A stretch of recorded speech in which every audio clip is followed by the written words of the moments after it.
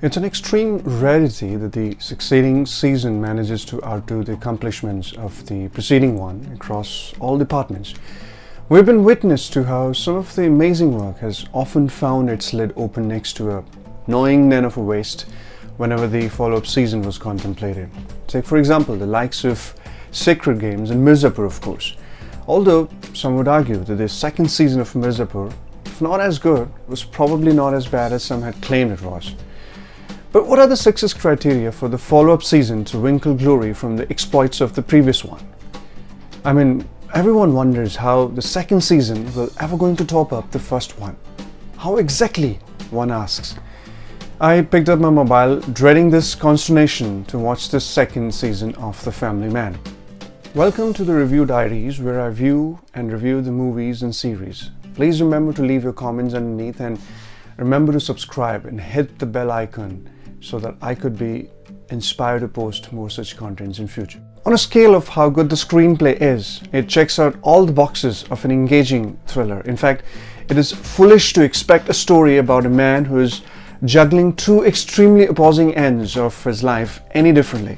On one hand, he's serving the country, precariously perching on the balcony of patriotism, working as a spy, while on the other hand, although a little less appealing, but a thrilling assignment of looking after the family that opens up a channel of impediments at every visible opportunity.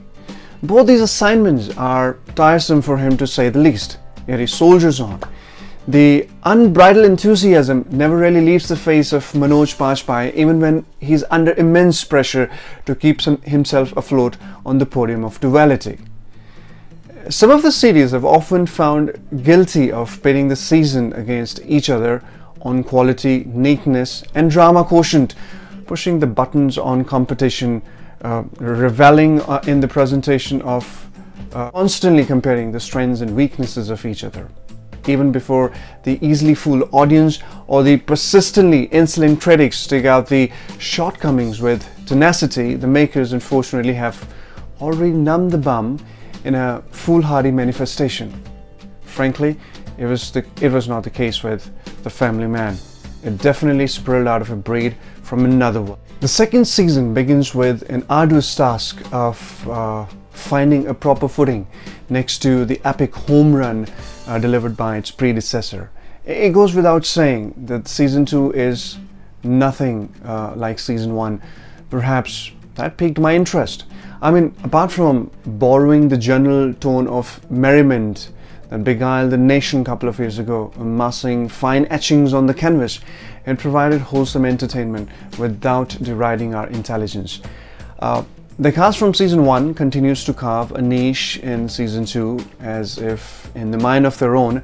Any frame of reference was conspicuous with its absence to draw comparisons on the performances between the seasons, therefore relieving them from the hardship of feeling the toxins of pressure. Or it looked like they woke up the second day and someone told them to play their lives with sincere passion from the day before. The gap of a couple of years between the first and the second didn't bother the audience even a tiny bit, nor is the impact felt on how the story has been told. It gushes along, weaving important characters into its fold without overlooking the element of continuity. Speaking of which, the story of the second season doesn't thrive on connecting the dots with season 1.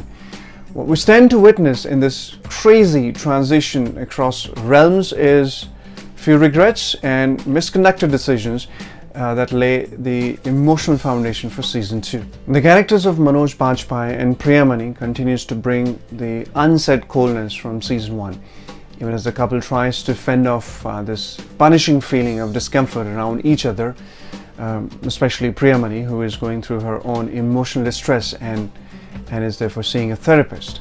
She even successfully cajoles Bajpayee to come along for couples therapy, which lends a comical layering to the otherwise tragedy their relationship had appeared to become. Bajpayee does complete justice to this character, surviving uncomprehending vicissitudes around his choices, his alternating desire between continuing in the new job behind the desk as an IT professional and attempting life of a task play tug of war with him.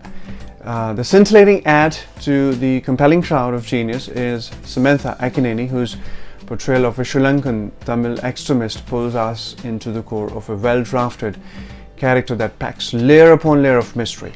As one peels through it, the shocking revelations sketch out across the frame. The action choreography involving Samantha is nothing less than brilliance, and to imagine that she did most of these sequences to resonate with the character speaks so much about her dedication and commitment.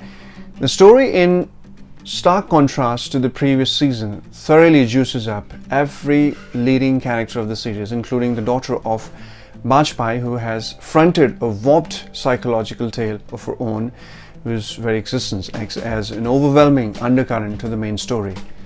The story is a binding trip across various locations, including London, where some of the characters take pivotal, influencing decisions to carve and recarve the flow of events across timelines. The appropriate usage of the cuss words variegates the presentation further, factoring the semantics pretty well. It has become a sort of culture on OTT platform these days to not imagine a scene that forgoes the use of swear words. While some fiddle with the boundaries of its usage, it never sounded forcefully wedged between sentences. The screenplay and the direction is the key to making the whole journey a possibility. To top it up, you have riveting characters to enthrall and indulge our senses in every frame. All of these ingredients play hand in glove with each other, fulfilling the symbolic relationship which makes the show a must-watch. The show in the end is much wiser, funnier, and a great entertainer compared to season 1. On a scale of 1 to 5, I would rate this 4. Thank you.